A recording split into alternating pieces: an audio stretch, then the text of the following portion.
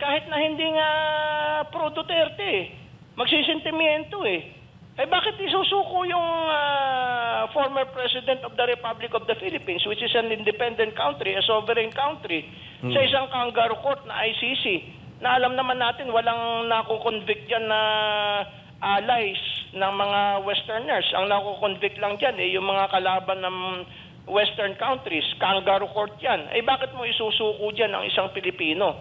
No? Baka pati yung mga kakampi ng administrasyon magbago na ng isip, eleksyon pa naman ngayon, baka hindi ko na iboboto itong mga kandidato ni Bongbong. Hindi pala nationalistic itong mga ito Hindi pinagtatanggol yung ating sovereignty tsaka independence at sumusuko sa isang kangaroo court of Western countries. Dito na lang kami sa mga kandidato ni Duterte iboboto. Medyo mag-isip-isip sila dahil meron po mga ramifications yan. Kaya dapat ibigay natin sa ICC si President Duterte. It will be a dangerous president, Mr. President Bongbong Marcos. Baka ikaw mismo at yung pamilya mo, pati si beloved Congressman Sandro Marcos, baka balang araw kayo mismo ang mabiktima ng ICC. Pag wala na kayo sa poder ng kapangyarihan, ay mag-isip-isip po kayo, Mr. President Bongbong Marcos. Huwag niyong isipin yung kasalukuyan lamang. No, ang isipin ninyo yung future. Magkaroon kayo ng vision. Katulad ng tatay ninyo, malayo mag-isip, visionary. Yan ang gayahin ninyo, yung tatay ninyo, si Marcos Sr. At si Imelda Marcos, palagay ko, hindi rin papayag na magpa-under tayo sa ICC, no? Talagang mahal na mahal ng mga OFW ang ating former president, no, sapagkat siya ang gumawa ng Department of Migrant Workers at siya rin ang nagsakatuparan ng ospital para sa mga OFW, bangko para sa mga OFW at marami pang ibang mga ginawa niya, no, at yung OWA, no, pinaganda ni President Duterte yung serbisyo ng OWA. Kaya talagang mahal na mahal siya ng mga OFW. Matatandaan natin nung siya ay tumakbo para presidente, ay yan ang kanyang pinuntahan. At ngayon, eleksyon na naman, ay hindi niya nakakalimutan ang mga OFW. Hindi siya nagbabago. Parating number 1 priority niya ang mga OFW, ang mga bagong bayani at ang mga pamilya ng ating mga bagong bayani. Correct, Prof. At nakita naman natin yung reaction din ng mga OFWs. Talaga naman naiyak sila. Hindi nila lubos akalain ang mangyayari na muling bibisitahin sila ng ating former president. Kung saan gaano kalaking tulong din ito para sa OFW. Kasi parang hindi pa nabuhayan ulit sila ng loob, Prof, sa pagdating. Kumbaga pag-asa. Tama po ba, Prof? Yes, alam mo naman tayo mga Pilipino, kailangan natin yung personal touch, no? Yung talagang pinupuntahan ka kahit na malayo ka. Ibig sabihin, binibigyan ka ng importansya. Correct. No? Alam mo naman ng ating mahal na dating Pangulo ay talagang genuine ang kanyang pagmamahal sa ating mga OFW. At alam niya kung gaano kahirap ang buhay ng mga OFW. At nung panahon niya ay hindi siya nagdadalawang isip, no? Pagka merong isang OFW man lang ang inapi, automatic bina-blacklist yung bansa na yon. At hindi na tayo nagpapadala ng mga OFW dun sa bansa na yon hanggat hindi sila nagbabago sa pagtrato sa ating mga OFW. Yes, correct, Prof. At especially, ito yung mga bagay na hinahanap din ng maraming Pilipino sa mga tumatakbong politiko na kinakailangan nilang personal o kumbaga yung grassroots level talaga ay maramdaman din ng mga nasa laylayan. Yung actually hindi wala naman sila sa laylayan, pero yung isa sa mga bagay na para makita ng mga tao na ang politiko o yung tumatakbo sa mundo ng politika ay ay mayroong pag-ibig sapagkat hindi naman sila kinakailangan na lagi na lang nasa, kumbaga hindi nila maramdaman yung hirap na kung saan doon eksperto ang ating former president.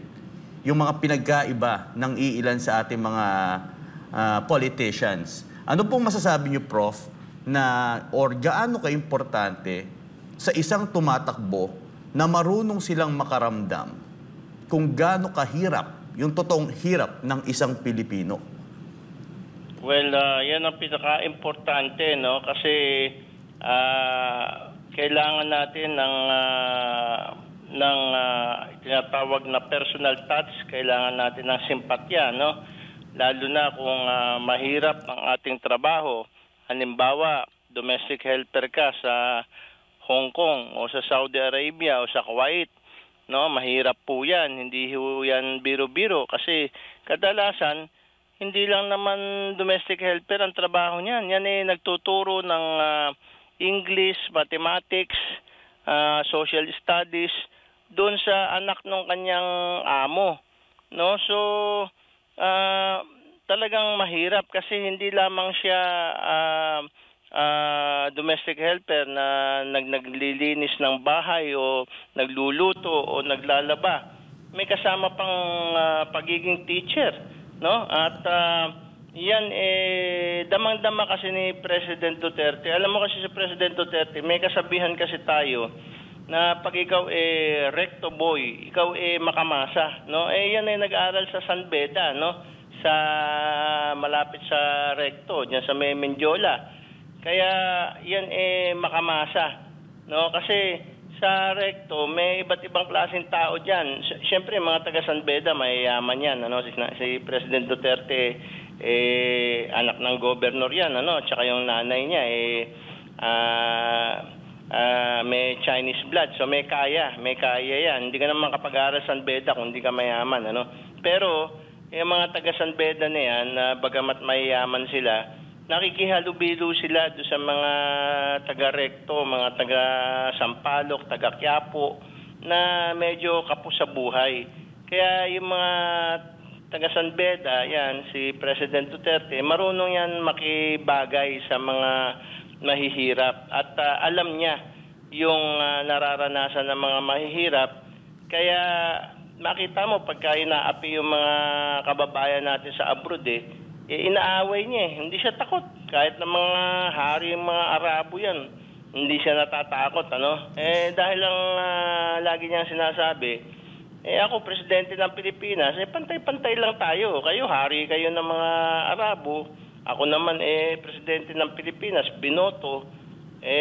Mas mataas pa nga ako kasi binoto ako, Kayo, appointed lang kayo, self-appointed lang kayo, samantalang ako, binoto ng milyong-milyong Pilipino. Kaya, pantay-pantay lang tayo.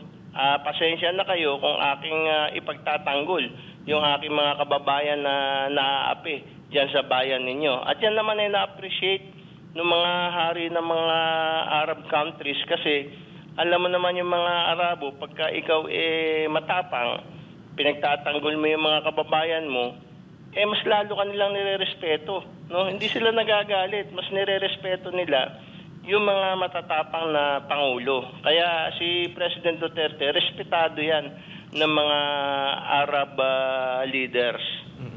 Correct.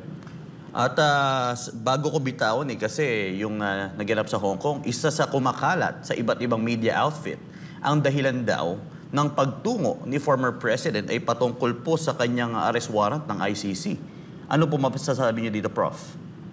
Well, malabo yung sinasabi nilang chismis na yan kasi hindi ka naman basta-basta ma-aresto ng ICC. Una-una, abogado si President Duterte. Alam niya na hindi ka basta-basta ma-aresto ng ICC kasi ang ICC pwede lang yan pumasok sa isang bansa na walang rule of law. Tayo naman nagfa-function yung ating Department of Justice, nagfa-function yung ating Supreme Court at in fact, maraming beses na nga siyang na-demanda, hindi ba?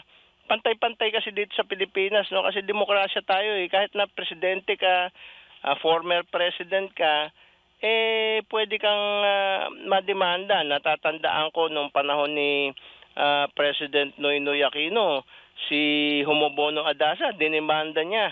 No, yung magaling batikang abogado, si Homobono Adasa, dinemanda niya si President Noynoy Aquino nung kasagsagan ng popularity ni Noynoy Aquino na siya ay incumbent president. No, kasi sabi ni Homobono Adasa bilang expert lawyer, ang presidente immune from suit during his tenure pero pwedeng imbestigahan ng ombudsman. No, so kahit na immune from suit ka during your tenure, pwede ka pa ring imbestigahan ng ombudsman. At iyan nangyayari madalas dito sa Pilipinas. Ibig sabihin our justice system is working. So if our justice system is working, there is no need for ICC, no? At especially yung mga alleged victims mga Pilipino, hindi naman mga foreigners. At yung alleged crime scene dito sa Pilipinas, no? Allegedly dito naganap sa Pilipinas yung mga ina-allege, no? Kung saan naganap yung alleged crime, doon dapat nililitis, hindi sa ibang bansa, no? Kaya at saka hindi natin dapat isuko yung ating independence and sovereignty diyan sa ICC. Alam naman natin diyan sa ICC wala naman nako-convict diyan na westerner o kaalyado ng westerners, no? Ang nako-convict diyan yung mga kalaban na mga westerners katulad ng yung mga former Yugoslavian generals and presidents, no? At mga African freedom fighters, no? Pagka ikaw lumaban sa West, makukonvict ka. Pero yung mga tunay na mga mamamatay tao katulad diyan sa Kosovo, no? Diyan sa Bosnia, yung pumatay ng nag-genocide sa mga Serbians, hindi nakukonvict, no? Basta kakampi ng West, hindi nakukonvict. Pero pagkakaaway ng West, ay nakukonvict. So it's a kangaroo court, no? So there is no need for any Filipino to be under a kangaroo court. Maganda yung mga korte natin dito. We do not need ICC, which is a kangaroo court, wherein only the enemies of the Western so-called allies are being convicted, while their friends, no, the friends and allies of the West are not being convicted. So what kind of court is that but a kangaroo court? Correct, Prof. Kasi we know for a fact that we have a good justice system. But what if, Prof, na the administration itself supported to make this ICC warrant of arrest happen? By the DOJ, like for example, the DOJ, halimbawa lang, ang DOJ nakipagtulungan para maisagawa ito. Ano po ba yung posibleng kapamaraanan para mangyari? Halimbawa, ang sinasabi nila, matagal na po kasi ito pero hindi mangyari-yari. Well, yung mga pronouncement kasi ni President Marcos so far, at saka ni Congressman Ace Barbers, nila Secretary Remulla, they will uphold the independence and sovereignty of the Republic, and they will not allow Filipino to be surrendered to the ICC even if the Filipino is indicted. Ngayon, kung sila makikipagtulungan sa ICC para madala sa ICC yung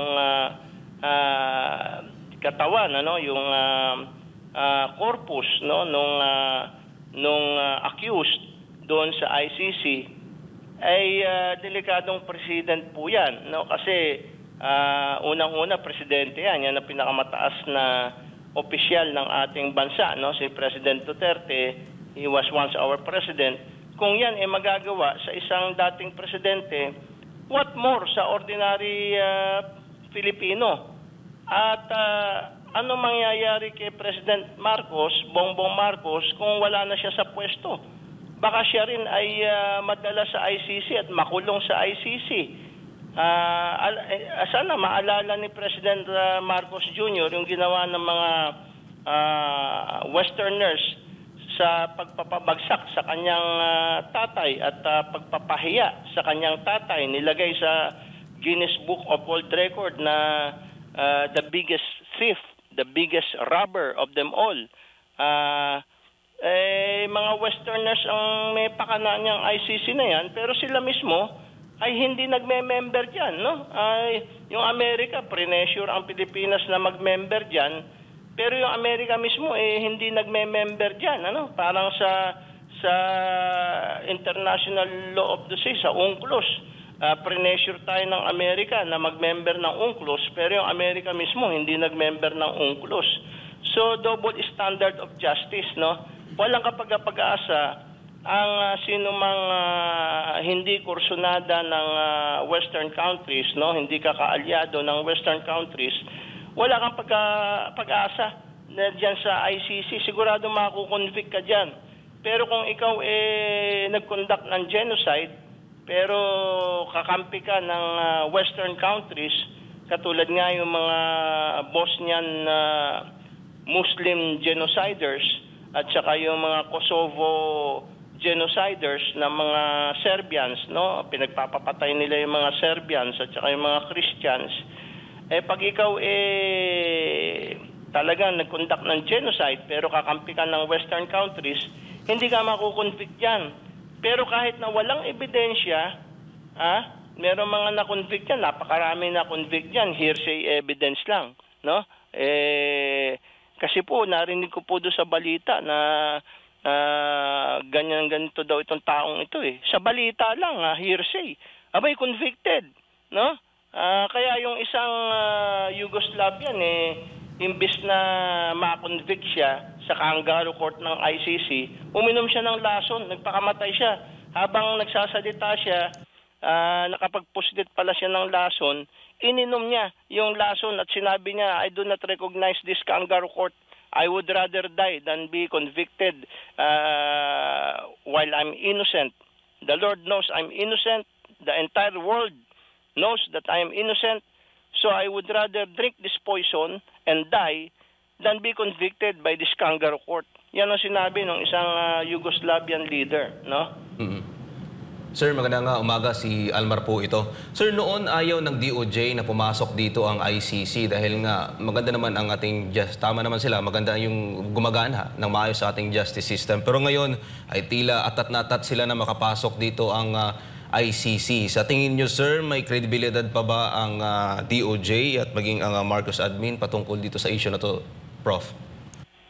Iyan ang nakakalungkot. Sana ma-realize nila na mawalan sila ng kredibilidad kung isusuko nila ang isang Filipino citizen, lalo-lalo na dating Pangulo, sa ICC. Kasi alam naman ng lahat na yung ICC ay imbento ng Western countries para mapakulong at kung minsan mabitay yung mga leader ng iba't ibang bansa na hindi nagpatuta sa Western countries.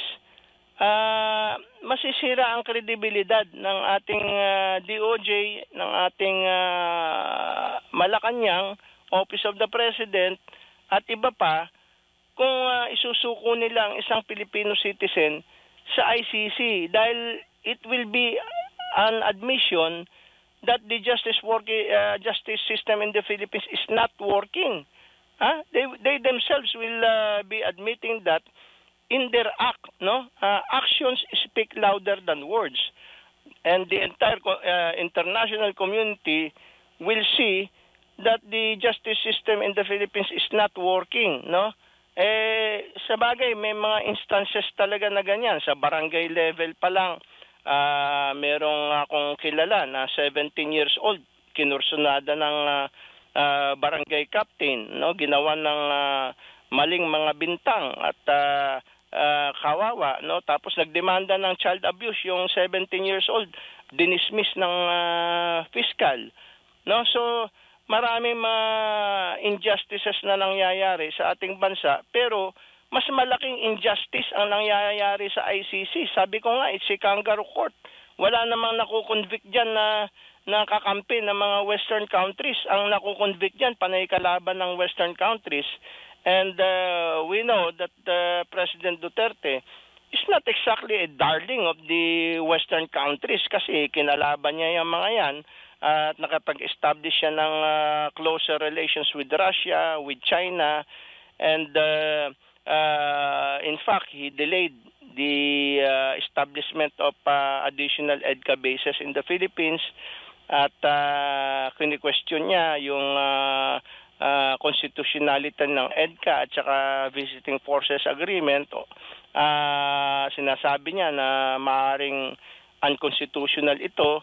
So may mga ganon na mga pahayag si President Duterte while he was still an incumbent president, which makes him not exactly a darling of the Western countries. Kaya siguro ngayon, gusto siyang gantihan. Wala na siya sa pwesto, wala na siya sa poder, gusto siyang ikulong o bitayin, God forbid, dyan sa ICC for crimes committed in the Philippines. No, alam po ninyo si President Marcos Sr., tandaan po natin, he was being charged for crimes allegedly committed in the Philippines, and he was asking the United States to allow him to go back to the Philippines because he was kidnapped. No, he was kidnapped by the U.S. and brought to Hawaii against his will. He and his family were kidnapped. He was asking the U.S. for justice na sa Pilipinas ako dapat litisin kasi ang international law kung saan naganap yung krimen, yung alleged crime, doon ka dapat litisin. Sabi ni President Marcos, being a brilliant lawyer, ay doon nyo ako litisin sa Pilipinas kasi yung mga alleged crimes that I have committed naganap sa Pilipinas so that I can defend myself among my people and vindicate my name. Sana matandaan nito ni President Marcos Jr. Yung ginawa ng Western countries sa tatay niya, sa pamilya nila, no? They were treated like slaves and they were ashamed. They were put to shame all over the world na mga magnanakaw daw sila, wala silang karapatang mabuhay at sila hindi dapat litisin sa Pilipinas, dapat sa Amerika sila litisin. Hanggang sa nagmamakaawa si President Marcos Sr. na kung maaari malapit na akong mamatay, ibalik na ako sa Pilipinas, gusto kong mamatay sa bansang aking sinilangan. Hindi pinayagan ng mga Amerikano, no?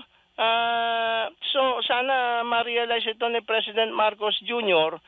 na itong mga Western countries na ito mababa ang pagtingin sa mga Pilipino, no? Kahit na bar top notcher ka, graduate ka ng UP, former president ka katulad ni President Marcos Sr., ipinagtanggol mo ang Amerika noong World War II, ay mababa ang tingin sa mga Pilipino. So dapat wag na itong payagang mangyari pang muli na yung Western countries dadalhin si former President Duterte sa isang kangaroo court at doon lilitisin, samantalang yung justice system sa Pilipinas ay gumagana naman, no? In fact, naka-impeach nga pati yung anak ni President Duterte. Ibig sabihin gumagana yung ating justice system. Meron tayong Supreme Court, meron tayong impeachment court, meron tayong regional trial courts, meron tayong Sandigan Bayan, kumpleto, gumagana, may mga piskal, no? Kung wala kang abogado, bibigyan ka ng abogado ng PAW, libre. So gumagana yung ating justice system, no? At meron tayong demokrasya kahit papaano, no? At nakakapagsalita yung mga biktima ng krimen sa media. In fact, hinahype pa nga ng Rappler at saka ng ABS-CBN, no? Bagamat nagpalit na ng pangalan yung ABS-CBN pero nag-i-exist pa rin, no? Binibigyan ng mga so-called yellow journalism practitioners yung mga alleged victims para bakbakan ng husto si former President Duterte. So gumagana yung ating justice system including the fourth estate which is the media and the social media. Hindi naman sinesensor yung ating social media. Talagang grabe ang mga banat kay former President Duterte, no? So gumagana yung ating so-called democracy and our so-called justice system. There is no need for ICC, which I have been always telling, as a kangaroo court.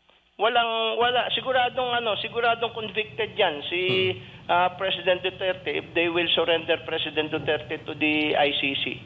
Sir, maganda na nabanggit mo yung Western countries yung sumira sa pamilyang Marcos. Sa tingin niyo, sir, bakit kaya hindi ito nare-realize ni Pangulong Bongbong Marcos na yun nga, yung Western countries ang sumira sa pamilya nila, pero ngayon ay tila parang doon pa siya pumapanig. Sa tingin po ninyo, sir, na meron bang nagkaroon na bargain sa pagitan ng ni President Bongbong Marcos at dito sa Western countries? Ang analysis ko dito, nagkaroon ng trauma itong si President Bongbong Marcos because at that time, medyo bata pa siya, no? That was 1986, 1987. Palagay ko nagkaroon siya ng trauma kasi in effect, they were imprisoned, no? Under house arrest. Although the Americans would not admit it, they were put under house arrest. They were put to shame. Nilagay yung mga pangalan nila sa buong mundo na mga magnanakaw sila. Sila ay mga human rights violators, mamamatay tao sila, milyong-milyong mga Pilipino ang pinagpapatay nila under martial law, under the dictatorship. Talagang pinahiya sila, no? So maaaring na-traumatize itong Bongbong Marcos when he was still young at hanggang ngayon dala-dala niya yung trauma na pag ikaw lumaban sa Western countries, ganun ang gagawin sa'yo, no? Pababagsakin ka, tapos ipapahiya ka, pati yung buong pamilya mo, ipapahiya sa buong mundo. So, maaaring ayaw na niyang mangyari sa kanya, yung nangyari sa nakaraan sa buhay niya. At isa pa, maaaring desperate siya, no? Kasi sa tingin niya, ay gusto tayong sakupin ng China. Ang China ay napakalaking bansa, mayroong mga nuclear weapons. Maaaring sa tingin niya, wala na nung ibang kakampi sa atin kundi itong Western countries dahil hindi natin kakayanin ng China on our own.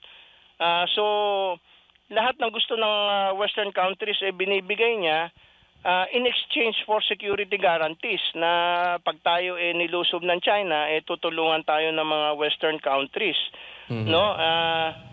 Pero hindi na automatic ang pagtulong ng Western countries ngayon kasi baon na sa utang, no? Pati ang Germany na pinaka-maunlad na bansa dati sa Western countries, baon na sa utang. Yung mga malalaking korporasyon nila katulad ng Volkswagen, etc., nagsasara na, no? Dahil yung napakamurang natural gas na nanggagaling sa Russia through Nord Stream 1 and Nord Stream 2. Alam naman natin, pinasabog ng CIA ng Biden administration yung Nord Stream 1, Nord Stream 2. So napakamahal na ngayon ng natural gas at saka oil sa Europe at hindi na makakompete yung mga corporations nila na dati very competitive katulad ng Volkswagen, etc. So karamihan ng mga korporasyon sa Europe nagsara na, nagpunta na either sa Amerika o sa China. Most of them lumipat na sa China. So merong laganap na unemployment sa European countries. So at tumutulong din sila sa Ukraine, no? Billions upon billions of dollars, billions upon billions of euros ang kanilang tinutulong sa Ukraine. So baka hindi na nila tayo matulungan, no? Meron ng question ngayon kung tutulungan tayo ng Western countries vis-a-vis China. At ang Amerika ngayon,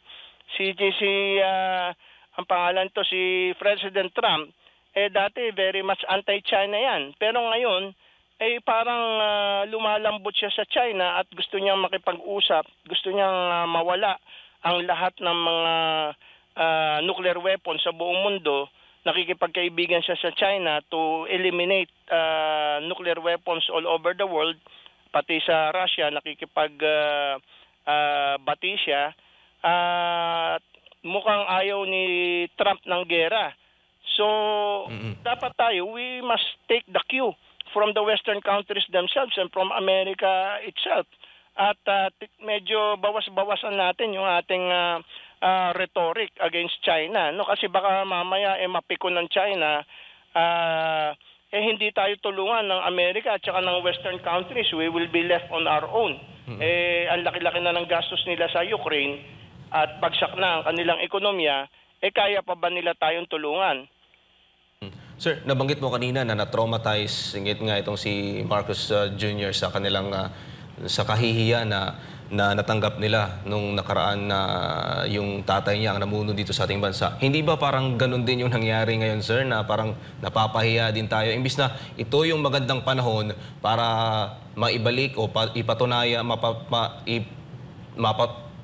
mapatunayan sa buong mundo na kayang tumayo ng ating bansa dahil nga siya na yung Pangulo. Pero ang nangyari ay parang lumala pa. Halos magtatatlong taon na ang Marcos administration ay hindi ramdam ng ating mga kababayang Pilipino yung gobyerno at considering na pinagtatawanan pa tayo ng ibang bansa, sir. Paano kasi hindi niya tinutupad yung pinagagawa ng kanyang butihing ama? No, merong 11 major industrial projects, nandiyan yung integrated steel mill, nandiyan yung pagawaan ng diesel machine, yung Bataan Nuclear Power Plant, yung ating Pilpos, pagawaan ng fertilizer, yung copper smelter, yung pagawaan ng barko, yung Bataan Shipyard and Engineering Corporation, Baseco, Philippine Shipyard and Engineering Corporation, Pilseco, yung ating Petron Petrochemical Complex, no, nag-re-refine tayo ng crude oil, ginagawa nating gasoline, diesel, LPG, kerosene at marami pang ibang mga industriya, no, yung paggawaan ng mga sasakyan. Gumagawa na tayo ng Fiera nung araw, Tamaraw, Minica, Sakbayan, Pinoy at iba't iba pang klaseng mga sasakyan.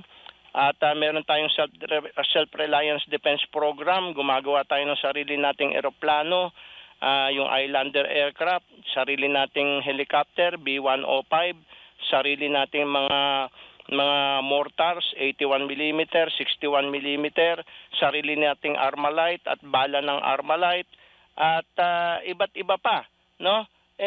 Hindi yan ginagawa ni President Bongbong, no? Kasi nga natatakot siya sa Amerika, no? Ang gusto ng Amerika at saka ng Western countries hindi tayo magmamanufacture, no? Bibili lang tayo sa kanila. We will forever be consumers and not exporters.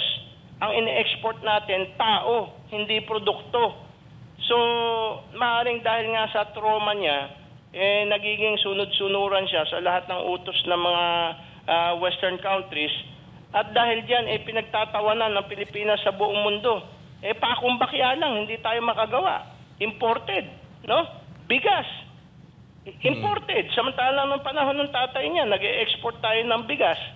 No, naging kabaligtaran siya nung tatay niya. Yung tatay niya nagpursu ng self-reliance at saka independent foreign policy na pinagpatuloy ni President Duterte at pinalibing pa nga ni President Duterte sa libingan ng mga bayani yung tatay niya despite of the protestations of the Western countries. Kasi as far as the Western countries are concerned, kriminal si Marcos Sr. at hindi dapat ilibing sa libingan ng mga bayani. But President Duterte, pinayagan niya kasi sa totoo lang idol ni President Duterte si Marcos Sr.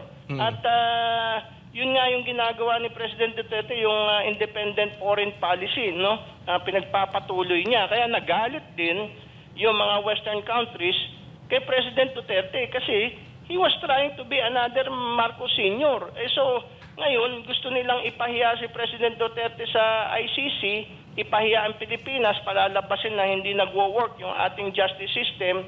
At may implication pa nga, may implied na magkasabwat si Bongbong at saka si President Duterte, kaya imposibleng ma-convict si President Duterte under Philippine laws kasi kunwari lang nag-aaway sila pero magkasabwat sila. Merong mga implication na ganyan. So sa mata ng mga Pilipino,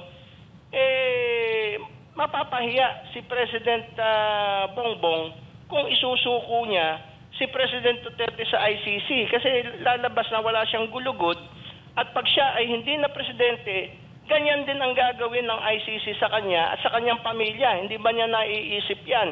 At yung mga susunod pa mga Duterte, mga president natin, katulad ni President Duterte, our future presidents, i-blackmail nila.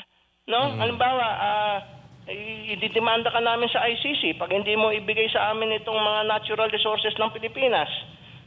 O kaya, ididemanda namin ikaw sa ICC, Mr. President of the Philippines, pag hindi ka gumawa ng batas na dapat mababa ang sweldo niyan sa Pilipinas para makinabang ang aming mga korporasyon. So, magiging president, dangerous president, ang magsuko ng isang former president sa ICC. Kasi yan gagamitin sa mga future presidents natin para ma-blackmail sila, tatakutin sila. Uy, ma-ICC ka pag hindi ka sumunod sa utos namin. Ibigay mo lahat ng mga natural resources ng Pilipinas sa amin. Bigyan mo ng napakababang sweldo ang mga Pilipino para yung aming mga multinational corporations makinabang. So, dangerous president po yan. Dapat i-maintain natin yung ating independence at saka sovereignty as a republic. Pinaglaban niya nila Dr. Jose Rizal, nila Andres Bonifacio. Huwag nating isuko. Ganyan lang. No? Ang Pilipino dapat nililitis sa Pilipinas. Kung saan nangyari ang krimen, doon dapat litisin ang tao. Yung kung saan nangyari yung alleged crime, yung pinangyarihan. Sa Pilipinas nangyari yung alleged crimes di dapat sa Pilipinas litisin. Hindi po ba? Sir, medyo maiba lang ako ng konti bago ko ibigay kay kapartner Franco. Binawi ng US yung kanilang mga military aid sa iba't ibang bansa na nakapag-commit na sila. Sa tingin niyo, sir, sa administrasyon ni President Donald Trump, ano yung mangyayari sa mga EDCA bases natin dito sa ating bansa?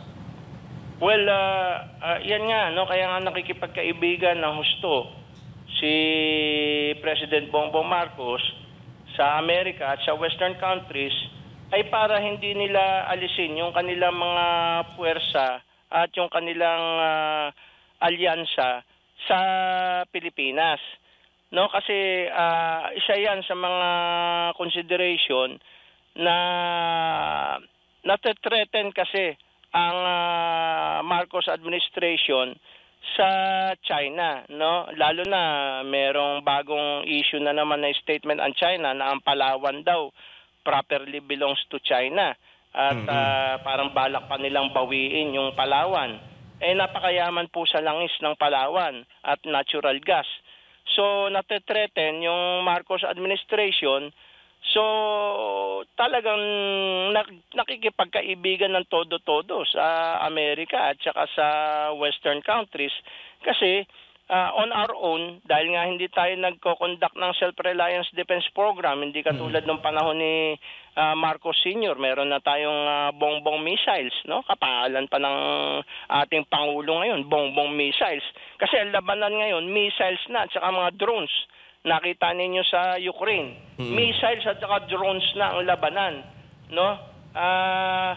So wala tayong capability to make our own missiles, no?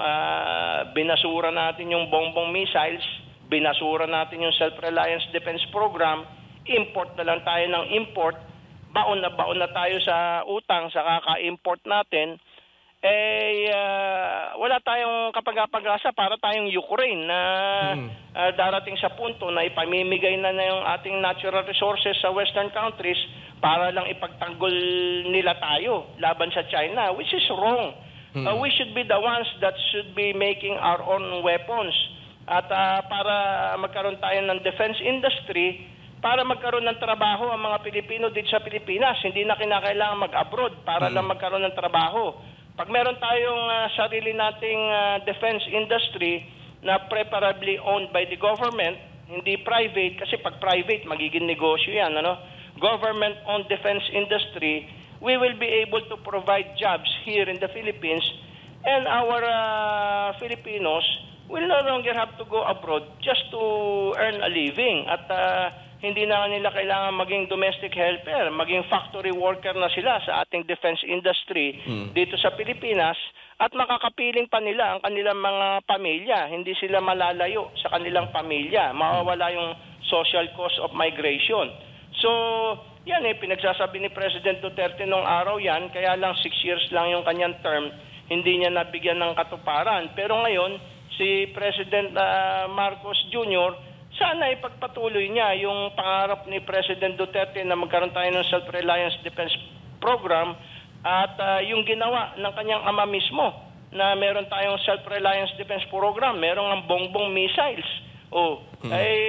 Sana ganyan, huwag tayong umasa sa mga dayuhan. Sabi nga ni President Erap, walang magmamahal sa Pilipino kundi kapwa Pilipino. Pagka it push comes to shove, nakita mo naman ang Amerika. Iniwan na ang Ukraine, nakipagkaibigan na sa Russia. Paano kung iwan tayo ng Amerika at makipagkaibigan na sa China? Sapagkat ang China ang pinakamalaking market sa buong mundo. There are 1.4 million consumers. Bibili yan ng mga produktong Amerikano. Di kikita ng malaki ang Amerika. Negosyante si Trump ilan lang ang Pilipino? 110 million Filipinos lang tayo. Konti lang yung ating consumers. As compared to China, 1.4 million. Sinong pipiliin ni Trump being a businessman? Saan ka makakabenta ng mas maraming produkto na made in US? Sa Pilipinas, na 110 million lang ang population? O sa China, na 1.4 billion ang population? So, negosyante si Trump, naturally, makikipagkaibigan sa China. Maiiwan tayo sa pansitan. Sir, nabanggit mo na iniwan ng Amerika yung Ukraine at nakipagkaibigan sa Russia. Hindi pa ito parang wake-up call sa atin na bumalik na sa independent foreign policy? Considering na nung nakaraan na sa administrasyon ni former President Joe Biden, ay pinangakuan tayo ng ironclad commitment, $500 million na military aid, pero walang nangyari at nagpalit na ng administration ang US. Hindi ba dapat parang magiging wake-up call na to sa ating Pangulo na bumalik na sa independent foreign policy? Dapat lang, kasi nga, bakit natin ini-export yung ating natural resources as raw materials? Bakit hindi natin ang dami nating iron ang dami nating manganese. Pwede tayong gumawa ng integrated steel mill kasi ang iron, ang manganese, ginagawang steel. Hindi ka makakagawa ng tangke, eroplano, missile, o ano pa man pag walang steel. Kaya yan ang inuna ni President Quezon at saka ni President Marcos. Lahat ng mga presidente natin, magmula kay Quezon hanggang kay Marcos, ang inuna yung integrated steel mill diyan sa Iligan na ang nagpapower ay yung Maria Cristina Falls para mura yung electricity kasi nagko-consume ng napakalaking electricity ang isang integrated steel mill. Kaya yan kumukuha ng kuryente sa hydroelectric power plant ng Maria Cristina Falls. Bakit pinatay yan nung panahon ni Cory at saka panahon ni President Ramos? Allegedly sa utos ng mga Amerikano para hindi tayo maging industrialized. Kasi nung panahon ni President Marcos Sr., gumagawa na tayo ng mga Scorpion tanks under license from Britain. At yung steel na ginagamit doon sa Scorpion tanks na yan ay nanggagaling sa National Steel Mill sa Iligan. At pati yung bongbong missiles, yung mga steel components nanggagaling sa Iligan, National Steel Mill ng Pilipinas. It's about time na yung kinikita na dolyares ng ating mga OFWs na billions upon billions of dollars ay gamitin natin in coordination with our authorities in our natural resources, ay i-convert natin yung ating mga natural resources into finished products, yung ating copper, Naku, napakahalaga ng copper, no? Hindi aandar ang kuryente o ano pa mang electronic item kung walang copper. Tayo napakayaman sa copper. At meron ng pinagawang copper smelter si President Marcos Sr. diyan sa Leyte, ay pasar, ay privatize, napunta sa isang foreign corporation, no? Meron tayong Philfos, no? Ang mahal-mahal ng bigas. Meron tayong paggawaan ng fertilizer, pinagawa ni President Marcos Sr. Abay, anong nangyari? Tila, ayun, privatize din at pinatay. So lahat ng mga ating industries ay pinagpapatay ni President Cory sa utos ng mga Amerikano, kasi mga Amerikano nagluklok kay Cory sa kapangyarihan eh. So sunod-sunuran si Cory sa mga Amerikano, pinatay lahat ng 11 major industrial projects kasama yung Bataan Nuclear Power Plant, Integrated Steel Mill, Philpos, Pasar, Baseco, Pilseco, lahat ng ating Self-Reliance Defense Program, pinatay lahat. Now this is the golden opportunity for the son of President Marcos Sr., Bongbong Marcos, for whom the Bongbong missiles were named, to revive our 11 major industrial projects and our self-reliance defense program para hindi na tayo umasa sa mga dayuhan. Gumawa tayo ng sarili natin mga jet fighters, gumawa tayo ng sarili natin mga missiles, mga drones, mga barko. Paano ka makakagawa ng barko kung wala kang integrated steel mill? Kailangan na napakaraming steel para makagawa ng barko. Hindi pwedeng itapon ang kinikita ng overseas workers sa importation ng armaments. Dapat tayo mismo ang gumawa, no? Gawin natin yung ginawa ng South Korea. Nag-industrialize ang South Korea sa tulong ng mga dollars na kinikita ng kanilang South Korean overseas workers. Ngayon, yung overseas Filipino workers kumikita ng billions upon billions of dollars. Gamitin natin yung billions upon billions of dollars na yan para mag-industrialize tayo, para hindi na tayo aasa sa ibang bansa. At yung Bataan Nuclear Power Plant, it was the first step for us to be able to make an atomic weapon. No, kasi yung used uranium dyan, pwede mong i-process into plutonium or into atomic weapons, tapos meron kang bongbong missiles to deliver the nuclear weapons to the targets. Di meron na tayong deterrent, hindi na tayo sasakupin ng ibang bansa kapag meron kang nuclear weapon. Yan yung yung vision ng tatay. Ay nagtataka tayo bakit yung anak parang kabaligtaran, no? Parang takot na takot sa westerners at hindi nagpapakita ng independent foreign policy, no? Parang sunod-sunuran lamang. Paano kung iwan tayo sa pansitan? Ay kawawa tayo, no? Correct, Prof. At nakita naman natin kung gaano kahalaga na magkaroon ng sarili nating bansa ng isang matibay na military hardware. Pero maiba lang po ako saglit, Prof. Gusto ko lang po balikan yung nangyayari ngayon sa Davao City. Dahil kagabi, merong kumakalat na video, may mga nakuha tayong video, at the same time, may mga supporting na mga balita rin tayo natatanggap patungkol sa pagdagsa ng mga kapulisan. Ito, kung ating babalikan, yung naganap na 16-day siege sa loob ng compound ng KOJC. Ito yung gagawin ngayon sa balitang ito, kaugnay sa ICC, yung paghuli po kung saan 7,000. Mas marami pa po. Kung saan, kasi nagawa po nito sa kapanahunan nung hinahanap po nila si Pastor Apollo C. Quiboloy. At ngayon po, Prof, ano po nakikita nyo sa mga ganitong kaganapan na nag-uumpisa na pong parami ng parami ang kapulisan? Nakita nyo may riot shield pa na dala. Same thing sa before mangyari ang siege. Prof. Naalala ko yung sinabi ni President Quezon at si President Marcos Sr. Parang anak-anakan ni Quezon yan. Noong panahon ni President Quezon, aktivista yung batang Marcos Sr., no? Napapagbintangan nga na kaliwa, no? Pero naging anak-anakan siya ni President Quezon, itong si Marcos Sr. Bumilib si President Quezon sa kanya. At ano ang sinabi ni President Quezon? No? sabi ni President Quezon, my loyalty to my party ends when my loyalty to my country begins. Yan ang golden knowledge na ipinasa ni President Quezon kay President Marcos Sr. No? My loyalty to my country ends when my loyalty to my party ends when my loyalty to my country begins. Ibig sabihin, kung i-apply mo yan sa present situation, wag mong arestuhin yung kapwa mo Pilipino at isuko mo sa mga dayuhan.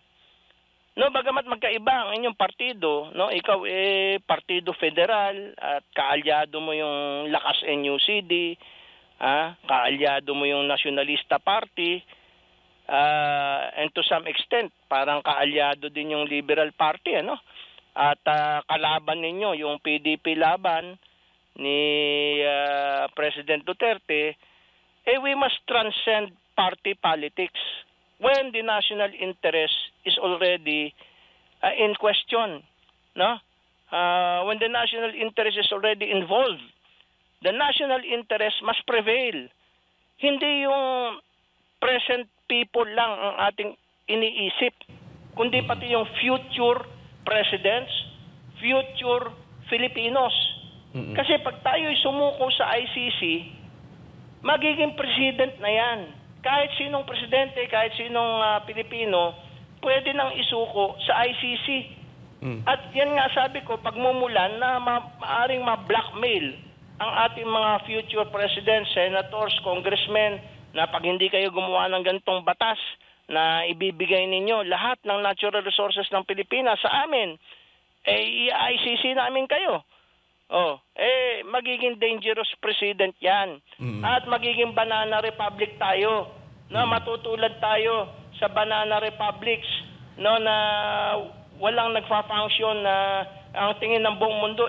Kaya nag-ICC ang mga yan kasi walang kakwenta-kwenta yung justice system dyan. Samantalang napakaganda ng ating justice system. At hanggang ngayon nga, merong Malcolm Hall dyan sa University of the Philippines sa Diliman. Malcolm Hall.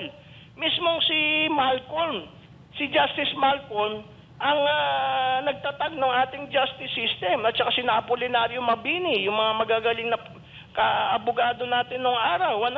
Sina Felipe Calderon. At saka yung founder ng PCCR. Manila Law College, Eskwela Derecho, Philippine Law School, sina Recto, ang daming magagaling na abogado. Mismong tatay ni Bongbong Marcos Sr., top notcher sa bar exam. Tapos, sasabihin natin sa buong mundo, hindi natin lilitisin si President Duterte dito kasi palpak yung ating justice system. Mas superior yung justice system ng ICC. Kaya dapat ibigay natin sa ICC si President Duterte. It will be a dangerous president, Mr. President Bongbong Marcos. Baka ikaw mismo at yung pamilya mo, pati si beloved Congressman Sandro Marcos, baka balang araw kayo mismo ang mabiktima ng ICC. Pag wala na kayo sa poder ng kapangyarihan, ay mag-isip-isip po kayo, Mr. President Bongbong Marcos. Huwag niyong isipin yung kasalukuyan lamang. No, ang isipin ninyo yung future. Magkaroon kayo ng vision. Katulad ng tatay ninyo, malayo mag-isip, visionary. Yan ang gayahin ninyo, yung tatay ninyo, si Marcos Sr. At si Imelda Marcos, palagay ko, hindi rin papayag na magpa-under tayo sa ICC, no? Bagamat hindi na nakikialam sa politika si Madam Imelda Marcos, pero kilala natin si Imelda Marcos na nagtaguyod din ng independent foreign policy, no? In fact, siya ay nakipagkaibigan kay Muammar Gaddafi, na kaaway ng Western countries, no? Nagpunta si Imelda Marcos sa Cuba, kinaibigan niya si Fidel Castro, kaaway ng Western countries, no? Nagpunta si Imelda Marcos sa China, at si Marcos Sr. nakipagkaibigan kay Mao Zedong. At nung panahon ni Marcos at saka ni Imelda, yung pinakamagaling na ambassador natin, si Alejandro Melchor, pinadala sa Moscow. At nakipagkaibigan tayo sa Russia. So, yan sana ang gayahin ni President Marcos Jr., yung kanyang tatay at nanay na nagsulong ng independent foreign policy, and I am sure na yung tatay at nanay niya, pati nga yung kapatid niya, si Amy, hindi papayag na magpa-under tayo sa ICC na alam sa buong mundo, lalong-lalo na sa BRICS countries, na napakarami ng BRICS countries ngayon, marami ng members ng BRICS. Kangaroo court yan. At mismong Amerika nga, hindi nagpapa-under ng ICC. Bakit tayo magpapa-under sa ICC kung idol natin yung Amerika? Sir, siguro sa panghuling tanong na lang po, Prof. Sa tingin niyo, ano po yung makikita po ninyong mangyari sakaling maaresto nga itong si former President Duterte, considering na hanggang ngayon mataas pa rin ang kanyang rating at milyong-milyong Pilipino pa rin ang mainit na tinatanggap ang mga Duterte? Actually, kahit nga hindi pro-Duterte, magsisentimiento pagka inaresto ang isang former President of the Republic of the Philippines. No, kahit na ikaw hindi maka-Duterte, ikaw Pilipino, nagmamahal ka sa Pilipinas, ikaw ba papayag na magpapa-under tayo sa ICC na isang kangaroo court ng mga Western countries? Kung ikaw tunay na nationalist, no, sa tradisyon nila Recto, nila Tanyada, nila Diokno, hindi ka magpapa-under sa ICC, no? At lahat ng ating mga nationalist presidents before, sina Garcia, sina Quezon, yung mga nationalist writers natin, sina Renato Constantino Sr., sa tingin ba ninyo magpapa-under sa ICC yung mga yan kung nabubuhay pa sila ngayon? Si Marcos Sr., si Imelda nga, si Amy. At kahit na hindi nga pro-Duterte, magsisentimiento bakit isusuko yung former President of the Republic of the Philippines, which is an independent country, a sovereign country, sa isang kangaroo court na ICC, na alam naman natin walang nakukonvict dyan na allies ng mga Westerners. Ang nakukonvict lang dyan yung mga kalaban ng Western countries. Kangaroo court yan. Bakit mo isusuko dyan ang isang Pilipino? No? Baka pati yung mga kakampi ng administrasyon magbago na ng isip, eleksyon pa naman ngayon, baka hindi ko na iboboto itong mga kandidato ni Bongbong. Hindi pala nationalistic itong mga ito Hindi pinagtatanggol yung ating sovereignty at independence at sumusuko sa isang kangaroo court of Western countries. Dito na lang kami sa mga kandidato ni Duterte iboboto. Medyo mag-isip-isip sila dahil meron po mga ramifications yan. At lalo na malapit na ang eleksyon. Mag-isip-isip sila.